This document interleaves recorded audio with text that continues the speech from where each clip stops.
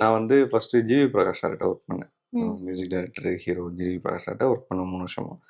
அப்போ நான் எனக்கு என்னன்னா, ஃபர்ஸ்ட்டு ஸ்டார்ட்டிங் இந்த ஒரு 10 டேஸ்க்கு நான் சமாளிச்சுட்டேங்க. நகை வச்சு, எல்லாமே பண்ணி சமாளிச்சுட்டேன். ஜிவி சாருக்கு கால் பண்ணேன். சாருக்கு ஃபோன் போல. நாட் ரீச்சபிள்ல போயிடுச்சு.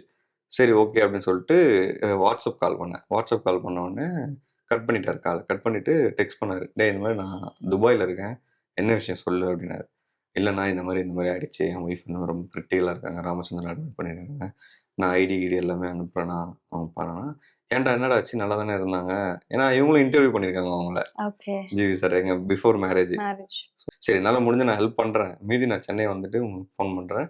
என்னன்னு பார்த்துக்கோ. ரொம்ப டேக் கேரா பார்த்துக்கோ. எதனா ஃபோன் பண்ணு அப்படின்னு சொல்லி வச்சுட்டாங்க. அவரு ஒரு அமௌண்ட் அனுப்பிச்சுட்டாரு. அனுப்புனோனே சரி ஓகே. அந்த டைமுக்கு எனக்கு அது ரொம்ப ஹெல்ப்ஃபுல்லா இருந்தது. அவர்கிட்டருந்து மெசேஜ் வந்தது. "டேய் என்னடா எப்புட்றா இருக்காங்க? நல்லா இருக்காங்களான்னா?" எல்லாம் நல்லா இருக்காங்கண்ணா. ஒண்ணும் பிரச்சனை இல்ல." ஆனா எனக்கு ரொம்ப தேவைகள் ஜாஸ்தியா இருந்தது. ஆனா ஒருத்தவங்க ஹெல்ப் பண்றாங்கன்னு சொல்லிட்டு அவங்ககிட்ட நம்ம சும்மா சும்மா கேட்க முடியாது இல்லையா? எனக்கு ஃபர்ஸ்ட் ஆஃப் ஆல் நான் நல்லா இருந்தேங்க.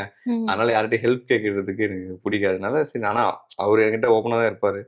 ஆனா நான் திரும்ப திரும்ப கேட்கக்கூடாதுன்னு சொல்லி விட்டுட்டேன். கேட்டிருந்தா கண்டிப்பா பண்ணியிருப்பாரு. 100% பண்ணியிருப்பாரு. ஸோ இப்படியே போயிட்டு இருந்தது. அப்புறம் எங்க கூட சீரியல்ல ஒர்க் பண்ணுவாங்க ஆர்டிஸ்ட்டு ம். சுரேந்தர்ன் நம்ம திருமகள் சீரியல் ஆமா. ஹீரோ அவன்.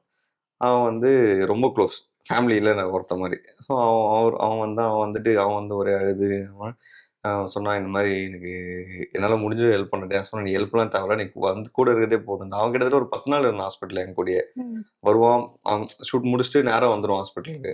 நேரா வந்து உட்காந்துட்டு என்ன சமாதானப்படுத்திட்டு இருப்பான். அப்புறம் அவன் மூலியமா ஒரு சைடு ஹெல்ப் வந்து, அவன் மூலியமா ஒரு சைடு ஒரு பெரிய அமௌண்ட் ஹெல்ப் பண்ணான். அந்த டைம் நான் ஒர்க் பண்ணியிருந்தது கலையரசன் கிட்ட ஒர்க் பண்ணிட்டு இருந்தேன். ம். மெட்ராஸ் கலையரசன்ங்க. அவர் அந்த அண்ணாகிட்ட தான் ஒர்க் பண்ணிட்டு இருக்கேன். இப்பயும் அவர்ட்ட ஒர்க் பண்ணிட்டு இருக்கேன். அவர்ட்ட காசு இல்லன்னு நல்லாவே தெரியும். அவர்ட்ட இருந்தாலும் அவர் சொன்னாரு, "என்கிட்ட 50,000 இருக்கு. நான் அத குடுக்குறேன். நீ வச்சுக்கோ. வேற ஏதாவதுன்னா வெளிய அரேஞ்ச் பண்றேன். என்னோட ஃப்ரெண்ட்ஸ் கிட்ட கேட்கிறேன்." அப்படின்னு சொல்லி, சரிண்ணா, ஓகேண்ணான்னு சொல்லிட்டு அவரு உடனே அனுப்பிச்சுட்டாரு. அனுப்பிட்டாரு. மத்தபடி ஹெல்ப் அப்படி இப்படி வந்து ஓரளவு சமாளிச்சுட்டேங்க.